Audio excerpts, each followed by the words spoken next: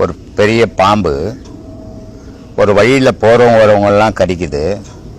அதனால் அந்த வழியில் வர்றதுக்கே எல்லாரும் பயந்து போயிட்டு வர்றதே கிடையாது. ஒரு நாள் ஒரு சாமியார் அந்த வழிக்காக வர்றார். வரும்போது அந்த ஊர் ஜனெல்லாம் சொல்லுது, போகாதீங்க, பெரிய பாம்பு இருக்குது, அது எல்லாரையும் கடிச்சு கொள்ளுது அப்படின்ட்டு. சாமியார் அவங்க பேச்செல்லாம் கேட்காம வர்றார். வந்தால் அந்த பாம்பு அத்தனை பேரை கடிக்கிற மாதிரியே இவர்கிட்டவும் போகுது. அப்போ இவர் என்ன பண்ணுறாரு, அதை கட்டுப்படுத்துறாரு. கட்டுப்படுத்திட்டு சொல்கிறாரு, இனிமேல் உன் வாழ்க்கையில் நீ யாரையுமே கடிக்கக்கூடாது, கடிக்காமல் இருக்கணும், நீ உன்னை கண்டு ஊர் பயப்படுது, அது மாதிரி ஆகிடக்கூடாது அப்படின்னு சொல்லிட்டு போயிடுறாரு அவர். இது அதோட கடிக்காமல் இருக்குது. கடிக்காமல் இருக்கிறதால ஊர் ஜனங்கள்லாம் முதல்ல இதை கண்டாவே பயந்தவங்கெல்லாம் அதை கல் தடித்து சாவு பொழைக்க ஆக்கிட்டாங்க அந்த கல் பாம்பை. அப்போ அந்த சாமியார் போயிட்டு மறு வாரம் வர்றாரு. வந்தாக்கா பாம்பு குத்து உயிரம் குல உயிரமா இருக்குது, சாகிற மாதிரி ஆகுது. அவருக்கே ஒரு மாதிரி மனசு கஷ்டமாகி போச்சு, என்ன அந்த பாம்பு இப்படி ஆகிப்போச்சு அப்படின்ட்டு. அப்போ அவர் கேட்குறாரு, என்ன ஆச்சு உனக்கு, ஏன் இப்படி ஆயிட்டு அப்படின்னு. அப்போ அந்த பாம்பு சொல்லுது, இது மாதிரி நீங்கள் யாரையும் கடிக்காதுன்னு சொன்னீங்க, நான் யாரையும் கடிக்கிறது இல்லை, ஆனால் ஊர் ஜனெல்லாம் என்னை கல்லுலைங்கள்லையும் அடிச்சு என் உடம்பெல்லாம் புண்ணாக்கி உயிர் போகிற அளவுக்கு ஆக்கிட்டாங்க, நீங்கள் தானே சொன்னீங்க அப்படின்னு அந்த பாம்பு சாமியார்கிட்ட சொல்லுது. அது சாமியார் சொல்கிறாரு, அப்பா உன்னை கடிக்க வேணான்னு தான் சொன்னேன், உன்னுடைய பாதுகாப்புக்கு சீர வேணான்னு சொல்லலை. நீ சீரி இருந்தீங்கன்னா அத்தனை பேரை பயந்து உங்ககிட்ட வந்திருக்க மாட்டான் யாரும். அதனால நீ சீரி இருக்கணும், சீராத்தினால இப்போ இவ்வளோ பெரிய கொடுமை வந்ததுன்னு அப்புறம் அவர் பாம்பை குணப்படுத்தி வச்சுட்டு போயிடுறாரு. அந்த மாதிரி மனுஷன் நான் நல்லவன் அப்படின்னு கம்ம நோக்கான்னா வரவெல்லாம் கழு தூக்கி போடுவான் மேலே.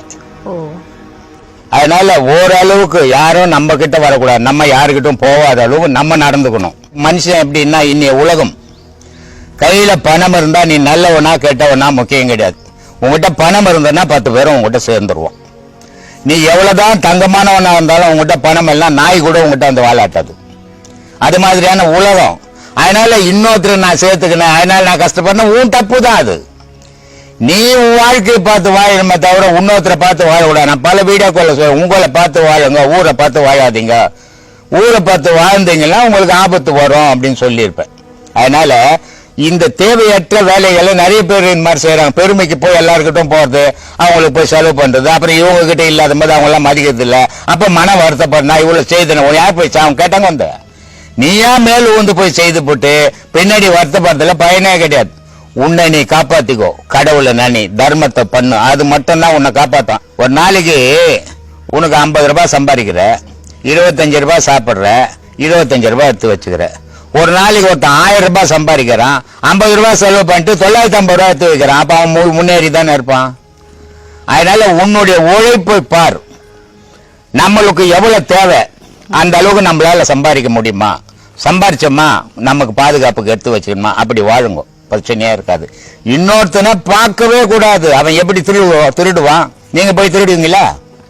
அவன் திருடிட்டு கோட்டீஸ்வரனா இருப்பான். உனக்கு திருடுனாவே பிடிக்காது, அப்புறம் நீ எப்படி அவங்க கூட போய் போட்டி போட முடியும்? அதனால ஒழுக்கம் முக்கியம் வாழ்க்கைக்கு. ஒழுக்கம் இல்லாத வாழ்வு நிலையற்ற வாழ்வு. அதனால்தான் சொன்னான் கண்ணதாசன், ரொம்ப அருமையானதுன்னா, அளவுக்கு மேலே பணம் வைத்திருந்தால் அவனும் திருடனும் ஒன்றாகும், வரவுக்கு மேலே செலவுகள் செய்தால் அவனும் குருடனும் ஒன்றாகும். அதனால 1000 ரூபாய் சம்பாதிச்சு 2000 ரூபாய் நான் சொந்தக்காரெல்லாம் வந்துட்டாங்க செலவு பண்ண மறுநாள் கடங்காரன் வந்து நிற்பான். அதனால உன்னுடைய வருமானத்துக்கு ஏற்ற மாதிரி செலவு பண்ண கத்துக்க, உன் வாழ்க்கை நல்லா இருக்கும். உதவின்னு நீ எப்போ நினைச்சிட்டியோ, அவன் நினைக்கிறானா நினைக்கலையான்னு நீ நினைக்க கூடாது. நான் உதவி பண்ண அவ்வளவுதான், அவன் நினைச்சா நினைக்கிட்ட நினைக்க பண்ண போட்டோம், அந்த மாதிரி போனோம். அப்போ அவன் நினைக்கலையேன்னும் போது என்ன ஆகுதுன்னா, இப்ப நீ நான் 10 பேர் உதவி பண்ணா 10 பேர் என்ன புகழணுன்ற எண்ணத்தோட போய் உதவி செய்த, அந்த எண்ணம் வச்சுக்கணும். உதவியே கிடையாது, அது பிரதிபலன். நீ 10 ரூபாய் கொடுத்தீங்கன்னா உன்னை வாழ்த்தணும்னு நினைச்சுன்னு கொடுக்குற. நீ 10 ரூபாய் அவன் ஏழை கொடுத்துட்டேன் எப்படின்னா போட்டோம் அப்படின்ட்டு விட்டுட்டீங்கன்னா உண்மையான தர்மம் அது. அப்போ நீ உதவி செய்யறது உன்னை புகழன்றதுக்காக உதவி செய்துங்கிற, அது உண்மையான தர்மத்துல சேராது, அது சுயநலம். மிக உன்னை புகழத்துக்காக நீ பண்ணினுக்கிற. அதனால அப்படிதான் போவான். இதை நீ எதிர்பார்க்க கூடாது. யாருகிட்ட இருக்கிறான், அவன் நன்றி நினைக்கிறானா, நன்றி நினைக்கல, யோசிக்கவே கூடாது. யோசினா நீ பிரதிபலனை எதிர்பார்த்து செய்யற ஒவ்வொரு செயலும் அர்த்தம். பிரதிபலனை எதிர்பார்க்காம செய்யறது தர்மம். கொடுத்துட்டு அவன் நல்லவனோ கெட்டவனோ தெரியாது, இப்ப கேட்டான் கொடுத்துட்டேன் அவ்வளவுதான் போயிட்டான் போ அப்படின்னு போகணும். அதுதான் உண்மையான தர்மத்துல சேரும். பாசம்ன்றது உருவாவதில்லை, பணம் மட்டும்தான் அங்க உருவாகுது.